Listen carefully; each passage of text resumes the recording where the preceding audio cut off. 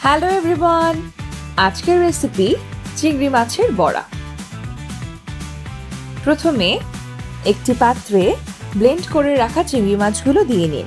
এর সাথে কুচি করে রাখা পেঁয়াজ এবং রসুন কুচি এবং অল্প আদা কুচিও দিয়ে দিন। পরিমাণ মতো লবণ দিতে ভুলবেন না কিন্তু। অল্প করে হলুদ গুঁড়োও দিয়ে দিন, সাথে একটি ডিম ভেঙে দিন